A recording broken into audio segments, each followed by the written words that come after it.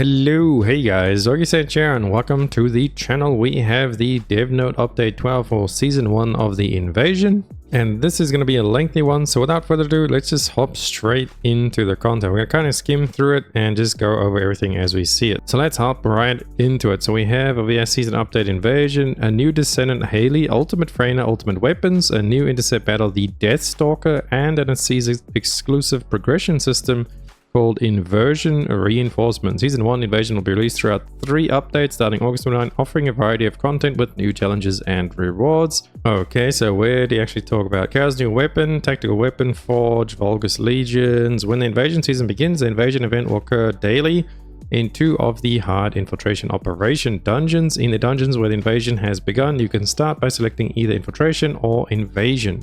And the invasion event can be cleared twice per day for each dungeon. Okay, so it's going to occur daily, twice per day in each dungeon. There's 2 dungeons, so you have to do 4 of these invasion things a day. So we technically have dailies now. I don't know if I like that direction, but we'll see if these dungeons are fun. Invasion dungeons will put your skills to the wits test. The holdback Descendant has built a defense system where your objective is to fend off the invasion as quickly as possible. Okay, so speedrun bunny. And is this a solo thing as well? It is solo. These dungeons are solo challenges.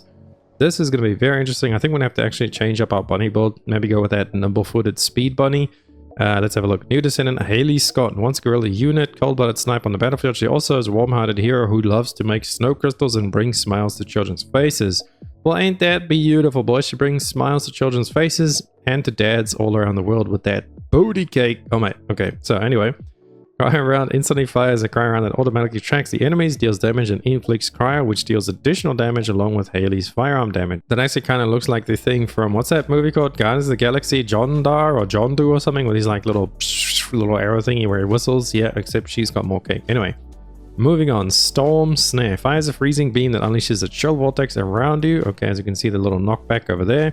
And knocks back enemies, inflicting cryo on enemies that take damage. So it seems like there are 2 applications of cryo then, because they get the first hit is like the AoE around her and then the big snipe as well. Pretty cool. I do like where this is going and we're going to get her first, so we'll have to build her up. Moving down, Cold Fury. Haley's movement speed gradually decreases. Wait, what? Her decreases, but her firearm and skill crit hit rate and firearm penetration all increase significantly. Okay, so it's like BS's Frost Roads, but like other way around, and you get a skill critical hit rate and a firearm boost. In saying that, I wonder if firearm and skill crit and stuff is gonna like boost her ultimate weapon, kind of like how Glaze Massacre works. Maybe we can actually build a crit sniper rifle, something unique weapon. I'm definitely interested to see where she's going with her kit. Zenith replaces Haley's weapon with her unique weapon. Anti-material sniper cannon. Penetration of the anti-material sniper cannon and firearm attack greatly increases and deal additional chill skill damage. Recovers MP upon successfully attacking weak points and decreases the cooldown the more bullets you have remaining when the skill ends. So if you don't use all the bullets, it kind of like cools it down faster, as well as increasing your MP. I know they say they recovers MP when hitting weak points, so does that mean we could like stay in this form for quite a while? Kind of, you think of like Lepic's ultimate where he changes to his arm cannon. You have a duration but also MP, so if you either run out of duration or you run out of MP, it ends the skill. So maybe over here this works the same, so you could build it like for really high duration and you can try and get your MP back by hitting weak points. I'm really interested to see where this goes. I'm actually pretty excited for Haley, so yeah, and luckily she's coming first. So we'll have the time to build her up. Inversion Reinforcer for season progression. Descendants experience a change in their archie as they come into contact with Ironhearts, blah blah blah. Now gain abilities through Inversion Reinforcers. So Hunt improves your base stats. Attribute improves your resistances. This improves your recovery. And what's the survival? You receive a defense buff that activates under certain conditions. Maybe like when you take so much amount of damage or something like that, or come close to death or something. Receive an effect that is useful for invasion dungeons. Okay, so help with those dailies. Inversion Reinforcements is a progression system that only lasts for this season. You can learn the Inversion Reinforcements effect using the Ironheart Particle, which can be earned by clearing invasion dungeons or being active in hard difficulty fields. Okay, you can choose 3 of the effects that have been unlocked. So I'm guessing 3 of these at one time. When you unlock all 4 of the effects in a line, you automatically acquire the line's collection effect. Okay, now I have no idea what's happening. Collection effects are passive effects that are always applied during the season. This means that if you unlock all Inversion Reinforcements effects, you can utilize 3 selected effects and 5 collection effects from each line in the battle. I guess like the battle pass. I have no idea how this is going to work, and this doesn't really clear it up for me. All I know is there's these 5 buffs, and then there's like a collection effect and a We'll just have to wait and see once we do get into the season, we can actually get this stuff. We'll totally break it down for you guys once we understand it. So be on the lookout for that. That's why you should totally subscribe to the channel. It helps me out so much. And I think like 96% of you guys watching my video are not subscribed.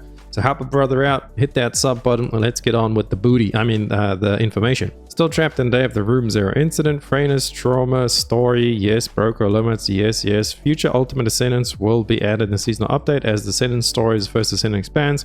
After Season 1 Ultimate Frayner, the next update to the Ultimate Descendants will launch sequentially, starting with the initial Descendants to join their corps.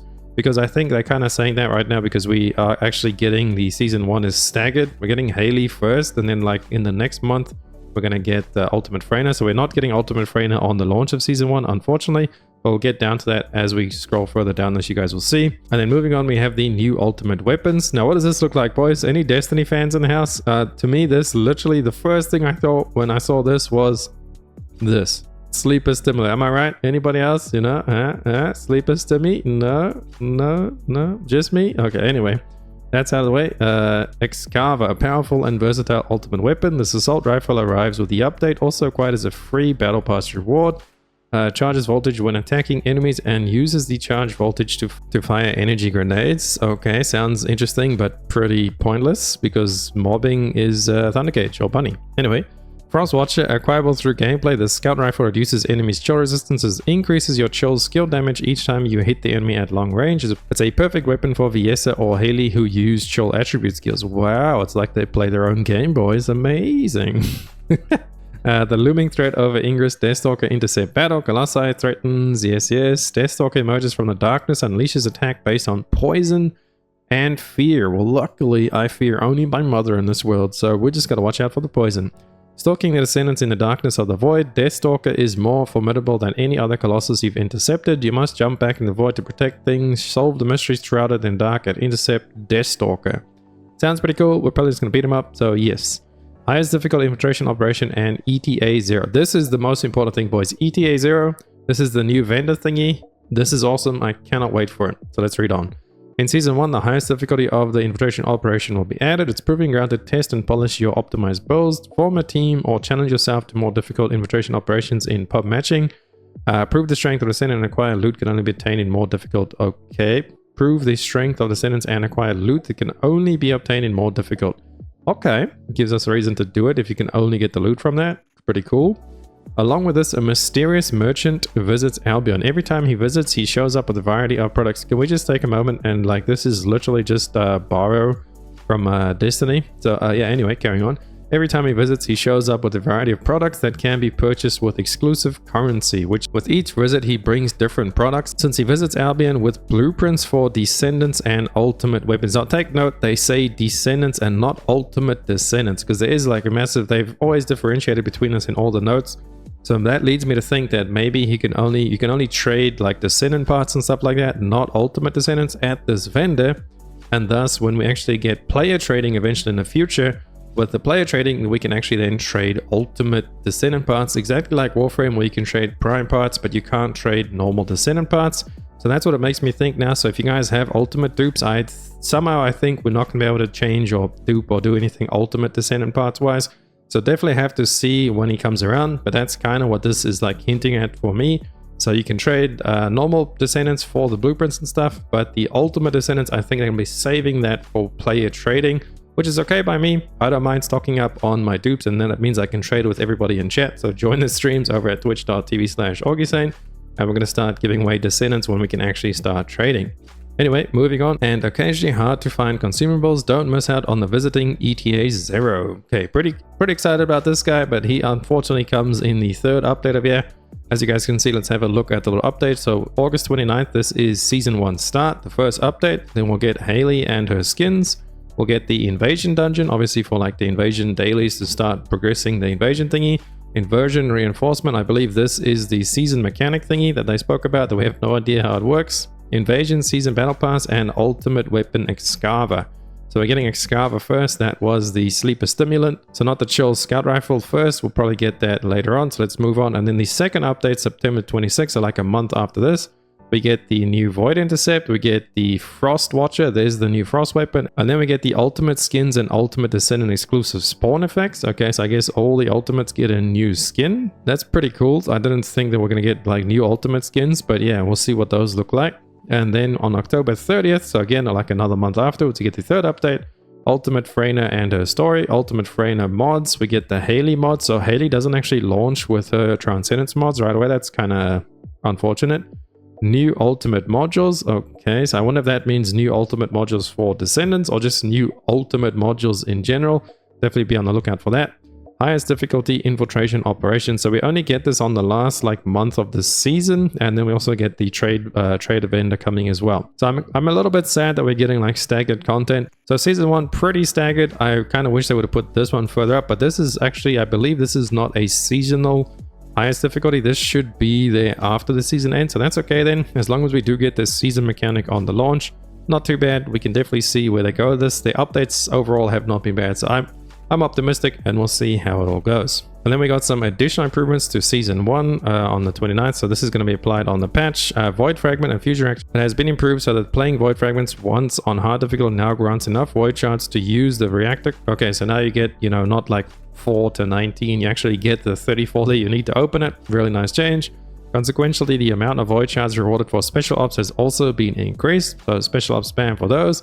Additionally, Void Shards required for the Fusion Reactor have been consolidated into a single type. So now the same type of Void Shard will drop from both Void Fragments and the Fusion Reactor within the same battlefield. This change enhances the convenience of farming Void Shards and optimized monster placement for representative Void Fragments with each attribute. Okay, so like you can just farm on the same map where you can open the reactor. You don't have to go to a different map to go get different shards to open the reactor. So it just kind of like makes this all better. I'm not really a big fan of Void Fragments, if you know me at all. I don't like Void Fragments, and I don't like Outposts because, you know, that's just a bad system for me. But anyway, it seems like they are streamlining a little bit there, so not bad. Finally, Fusion Reactor now requires Void Shards when using the reconstruction device rather than the start of the mission. So that just makes it so you don't accidentally enter the Fusion Reactor and like consume your Void Shards. Hard Infiltration Operation improvements. As previously announced, random options will be replaced with preset selections. The preset offers 3 options, 0, 125 and 250%. I guess that's the modifier at the beginning. I do like that you can just select 250 right away, but it kind of just, I mean, it makes my cheat sheet easier to maintain because I can just go do all my scores around the 250%, but maybe not everybody wants to play at 250 for the double drop. And from all my testing previously, at 125, there's no way you're getting the double drop. So we'll have to see how that all pans out, and then if they maybe like lower the double drop score or something like that. We'll definitely keep all of this updated on the cheat sheet, so just make sure to check the Bible. We have the link down below in the description, my mega doc for like updating everything Infiltration and everything TFD going forward. And Descendants who choose the same preset can play together in pub matchmaking. Okay, so maybe this is for public matchmaking because you can't actually select multipliers in public matchmaking, so that's good for them then. Maybe we can still farm and select our different like 220, 230 multipliers. In addition, to prevent the number of types of matchmaking pool from growing indiscriminately, Descendants who select the same infiltration operation will now be matched together regardless of their selected rewards. So you can change the different like Amorphous you want to get, and you can still match into the same infiltration. Instead, the global effects were applied blah blah blah blah blah. And also, lastly, the timed occupation missions will be removed from hard infiltration operations and replaced with extermination battle, where the time can be reduced based on the Descendant's skill. So that's good. Like, hopefully it fixes the Haven, I believe it is, where you gotta like, I kill a bunch of enemies and you have to wait for the objective for like a whole minute before you can even move forward. So hopefully now when you kill them and you beat the objective, you can just progress and carry on. Socket type saving feature. Okay, this is what we kind of all wanted. Now once you assign a socket type, the socket type granted to the slot is permanently saved. So you can easily change to it previously granted socket type at any time. For example, if a Descendant changes an A socket to the M socket, you can easily choose between the A and the M in that socket afterwards. So that's pretty much going to work how we were talking about this yesterday on my stream. There's most likely going to be like a little drop down menu box where you can like select what you want the socket to be, but you still do need to catalyze the same slot twice. So to get the Alamandite socket and the Malachite socket, you're gonna have to catalyze the same socket twice, but then you can freely switch between the two sockets at your will. So that is gonna obviously decrease like the farming in the long run, because you know, like whenever we want to try something new right now, you have to change the socket and that's it. You use a cata, you reset and you change the socket. There's no way to go back unless you reset again and change the socket. So I do like this. It just makes it a little bit easier to, you know, try out different things. Maybe you can have like 2 or 3 sockets with all of the different things on them. So if you want to change up your build, you can have like 2 or 3 open sockets that you can pretty much just change between any mod that you want. That's really cool. I do like this. And additionally, socket type applied to a loadout setting 1 can also be used for setting 2 and 3 as well, allowing you to grant multiple socket types only to the slots that require multiple socket types depending on your build. So nice. It's not the best way to do it, but it's better than nothing, right? Instead of, you know, just having to redo it now, you can actually save stuff and you get the best out of it.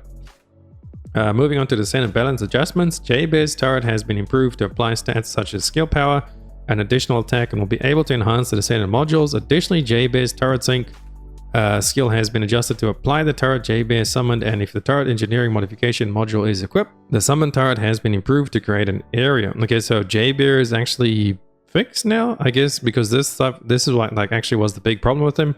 His skill power modifier and stuff was not actually scaling so well to the turrets, or not at all. I believe someone did a test about this. So maybe we build J-Bear next. We'll have to check what we actually build next, but maybe J-Bear after Haley, because I do actually like J-Bear. He's like one of my favorite Descendants. So hopefully that is a pretty solid change. We'll have to check that out on the season. Blair's Pitmaster skill has been improved to have more enhanced effect based on the number of flame zones, taste of aggression, flame zones, damage burn. So it seems like it's doing more damage. Allow cancelling skill mid-use. Additionally, max stacks of the incendiary bomb mod has been increased, and the performance of the deadly cuisine skill has been enhanced with the classic chef modification module is applied. Okay, so some Blair stuff changing there. Ajax, orbital barrier, and hypercube skills now affected by attribute resistance, making them stronger. The body enhancement module increases HP, defense, and shield when using these skills. Void energy will always recover to 100%, allowing to use enhanced skills more often. Additionally, the void charge module will allow the void walk skill to be stacked and the void walk and expulsion skill to have modified to increase damage based on defense. When using an enhanced skill, cooldown will now reset. Okay, so Ajax getting a buff, Blair getting a buff, Jaeger getting fixed / a buff.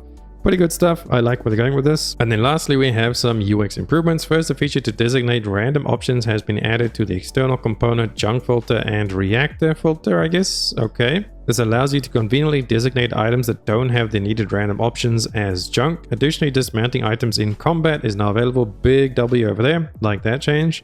The shapes displayed to show your preferred item attachment can now be designated using a variety of shapes, enabling you to manage them in different shapes according to their uses. Okay, so I guess if you see like a crit damage, you can mark that as a triangle or something. So you can just like skim through, and if you see triangles, go for it. If you don't, dismantle. We'll have to see how that works. A favorite feature has been added to the research menu, and the acquisition information of the applied item will now be shown on the map. Oh, that's a big W too. So you can actually see where to get the stuff on the map, so you don't have to like keep going in and out of like friggin' everything when you're trying to research stuff. I like that. Other updates includes additional improvements to the icon information display that was included in version 107. Features to disable voice playback during... Oh my goodness, boys, they heard us. They heard us, man. And it's there. We can actually finally activate voice lines. Your voice line playback during hard missions, you can actually turn this off now, so we can hear that. We can finally play with voice lines on. Pretty cool. I like that.